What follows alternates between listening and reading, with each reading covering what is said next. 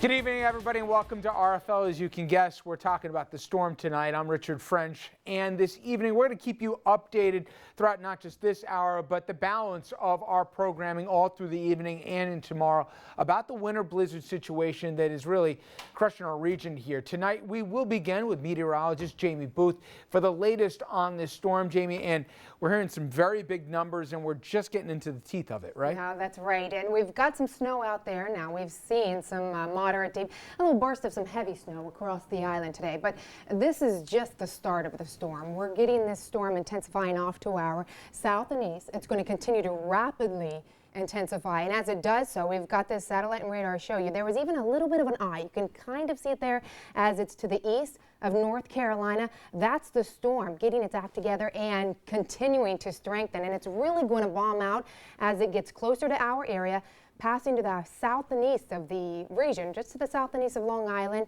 Then it's going to slow down. It's not going to move through quickly. So this is a long duration event. Through the evening, it picks up the snow, intense and heavy right through the night.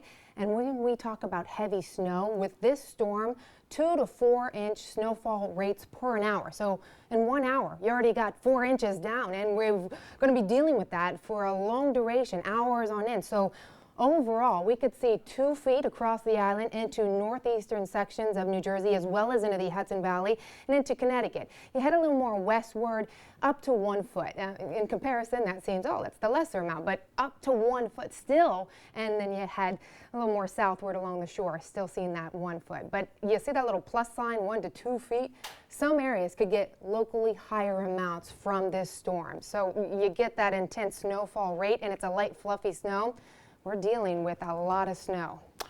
And it gets coupled with wind, right? Isn't that the worry that when the blizzard and the nor'easter here, you could get winds, what are we talking about, 30, 40, 50 miles an hour? With this storm, we could potentially be seeing gusts 40 to 50 miles per hour. You head more east along Long Island, 60 mile per hour wind gusts. And with the snow so light, and it'll be blowing, that'll be reducing visibilities quarter mile, even less, down to 0. So that's dangerous conditions to be out trying to get anywhere. And it's in the middle of the night. So extreme danger as we have this storm really intensifying through the night into the early morning hours of Tuesday. You know, Andrew and I, we were talking before, we get asked all these questions all the time. Well, what's it going to be? I'm like, I'm not a meteorologist and I don't play one on TV, but in terms of outages, we're hearing from folks if there is a silver lining in this, at least so far, it's a light snow, so the fear of the accumulations is not wet, which is going to knock down power lines as much. So far, we haven't seen big numbers for outages. I know we're early on in this, going to have the full day of this, but is that maybe how this might break? That is. That's the positive side of this storm. With it being a very light, fluffy snow, you're not going to have that weight weighing down trees, bringing down power lines, putting down widespread power outages. However, you get those winds gusting 50, 60 miles per hour. That could definitely lead to some localized power outages. So it's something to keep in mind. You know, you described this, the storm is almost having an eye like a hurricane. We've got heavy winds and high precipitation. Does that also mean that we could see a lot of flooding and coastal erosion? It's due to the winds, the piling up of the water right along the coast for the Jersey Shore, as well as across Long Island. But the more north-facing shorelines, the better chance you have with that coastal flooding due to the winds coming out of the north-northeast. And those intense winds are going to be allowing the waters to pile up. We're talking tidal departures 2 to 4 feet above normal, and this is into very early Tuesday morning, so high tide right at the brunt of the storm. And with that, we're also dealing with waves 3 to 5 feet, so beach erosion, a big concern as well. We'll be talking with you throughout the night here, but Jamie, is the worst of it when people wake up in the morning? Will most of the accumulation have already happened, or this thing's going to go on for the better part of Tuesday as well? A good majority, depending on if you're an early morning riser. We've got the brunt of the storm about 2, 3, 4 o'clock in the morning, even until 5 o'clock in the morning. Once we get it past that 7, 8 o'clock hour, we're still dealing with some snow, and it's still accumulating, but it's starting to wind down. That intensity is through the night into the pre-dawn hours and then right after sunrise. Good enough. And as I mentioned, Jamie and the whole weather team are going to be covering this for you, and we'll have all those accumulations as well as projections on the FIOS websites, and you can please check that out. All right, I want to get an idea as to the traffic mess that this storm has left behind. For us, let's go over to Michael Friedman with the latest on that. Michael? Richard, overall, I'd say of our 3 FiOS 1 new zones, it's mainly Long Island that's suffering serious problems. As far as going across the lower Hudson Valley, Westchester and Rockland, you folks have been good. You're staying off the roads and getting home early. Minor delays only north and southbound on the Hutch. A little bit of sluggishness on the southbound side south of 287. That's about it. Merritt Parkway looking great right now. Very, very few folks on the road here. Now, as for the Metro North Railroad, the service is fine, but just reduced service 5 to 8 o'clock. And after 8 o'clock, and most likely they're shutting the service down. All right, here you go on Long Island. The Long Island Expressway and the Northern State are chock-a-block out of Queens, and especially the LIE, very heavy in both directions out to about Dix Hills. It looks like the Meadowbrook and the Wantagh have eased up. Southern State still has some delays. Let's see what we got going. Delays right out of Valley Stream and right across your intersections with the Meadowbrook and the Wantagh. Very heavy, especially eastbound, and it starts to open up as you get to about Plain Edge. And the story for the Long Island Railroad, all service is fine, but again, the LIRR probably looking at a shutdown after about 9 o'clock tonight. And in New Jersey, we have heavy delays. Let's focus on the most serious ones. 78 east and west from Newark out to about Springfield has had some delays. You had an earlier accident. Garden State Parkway, northbound side, accident at exit 141. And the New Jersey Turnpike was really heavy from the spurs down into getting past Newark Airport. Now that's eased up too. And the story with New Jersey Transit, last train leaves at 8 p.m. And as for the PATH train, regular service until 9. After 9, you only have service Newark to the World Trade Center, Journal Square to 33rd Street every 15 minutes. So that's the story. That's where we stand. Richard, back over to you. That's right here, and it is interesting, Andrew, in terms of stuff that's already shutting down. You can see all the governors in a moment. Now you're going to bring us what both Governor Christie, Cuomo, and also Governor Malloy had to say, but their idea is they want people off the roads at a certain point and staying off the roads. If you're taking mass transit, NJ Transit says it will shut down regular service starting at 9 p.m. tonight, and after that, they will go to weekend service. Full service will not be restored until Thursday. So again here, 9 p.m. After that, it goes to the weekend service schedule here, and then it will be that way through all of Wednesday and Tuesday, obviously, until Thursday. And as it relates to Metro North and the LIRR, you can also see here the cutoff times. No service after 11 p.m. on either of those. And when it deals with the roadways, there's a total travel ban. 11 o'clock tonight, I-95, 87, Long Island Expressway, all affected. You cannot be on the road after 11 p.m. unless you're an emergency vehicle or if you're one of the folks in media covering this thing here. All affected again. Travel ban. It is on all roads, state, county, town, and local. In fact, Governor Cuomo, he said as well here that if somebody's out there, it's a misdemeanor and you could be looking at a $300 fine here. As mentioned, the governors, Cuomo and Christie, all cars ought to stay off the road so that there's emergency equipment and snow removal can in fact take place here, and they can try and keep the roads and not get over inundated as the snow will keep coming throughout not only the night but into the morning hours as well. Now all flights, not surprisingly, canceled tomorrow at LaGuardia, and you're encouraged to check with your carriers at both Newark and JFK. At the Westchester County Airport, all arrivals and departures, they've been canceled for the rest of the evening, and there are only a small handful that were actually scheduled in the first place. It is the same story when you go to Long Island's MacArthur Airport.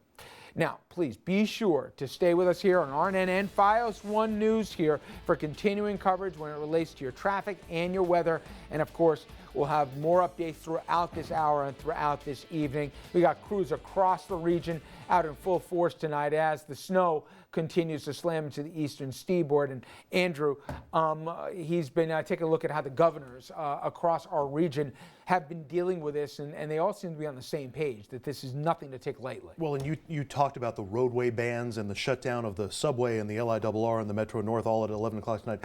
The watchword seems to be an abundance of caution from the governors here. Call it a lesson from Hurricane Sandy, when people were still out and about when they shouldn't necessarily have been. We're going to start in New York, where today Governor Andrew Cuomo stated that snowstorm conditions will be dangerous and difficult. Cuomo declared a state of emergency for New York City and the suburban areas to the north and east, everything of Ulster County south. He says the massive storm barreling into the area should not be taken lightly and could affect health and safety. The governor said winds could gust to 55 miles an hour, and he also mentioned the blowing snow that will affect visibility and cause drifts. This is nothing to take lightly. We have had situations where people have gotten stuck on roads and snowed in and been in their cars for 12, 18, 24 hours. And we have been very lucky that we have never lost anyone in a situation like this. But it could be a matter of life and death, and that's not being overly dramatic. So caution is required. The state of New Jersey also a state of emergency. This is ordered by Governor Chris Christie. State offices closed early today will be shut tomorrow as well. Governor says people should try to stay home tonight and tomorrow to help so that road crews can help clear the highways and the streets. I had a resident bail come to me and said, "Are you worried about the storm?" And I said, "This is my 6th winter as governor. I've had double-digit states of emergency imposed for snow. We've had Hurricane Irene, we've had Hurricane Sandy. For better or for worse, we know how to deal with these situations. But you never know how bad these conditions are going to be. You should stay home if you can. You should only go out in the case of an absolute emergency or necessity. And the same goes for all day tomorrow. We do not need people on the roadways. It makes it much more difficult for us to do our job. Going to be bad all over, but perhaps nowhere in the region will have it worse off than Connecticut. And Governor Daniel Malloy there has also declared a state of emergency. Malloy is opening the State Emergency Operations Center, the state under a blizzard warning until midnight Tuesday. It is imperative that you have a plan in place to get home safely this evening before the heavy snow begins and remain there through the duration of the storm. The storm will no doubt will pose significant challenges. That's why we are working around the clock to mitigate problems as they arise. But we also ask that over the next 24 to 48 hours that our residents remain patient and get ready for the storm. And I'll just add a warning that I've heard from some people. If you live near or have a neighbor who's elderly or disabled or might otherwise need some checking in on, and pets as well, be sure to lend a helping hand. Touch base with them tonight, see how they're doing throughout the day tomorrow. It's one way that we can all sort of get through this together, Rich. Absolutely. Thank you very much, Andrew. And let's get a look outside here, and let's start off in New Jersey, where Natalie Patterson has been covering the story all day for us, and she joins us now live. Natalie? Hey, Richard. Well, it's pretty quiet right now where we are in Eatontown. We're near the intersection of Highway 35 and 36, right near the Monmouth Mall. This is a big intersection, and these are all state DOT roads. And I have to tell you, we've seen a plow every couple of minutes near this intersection. Right now, they're moving into the salt spreading phase. We haven't seen that yet in this area, and they've just begun.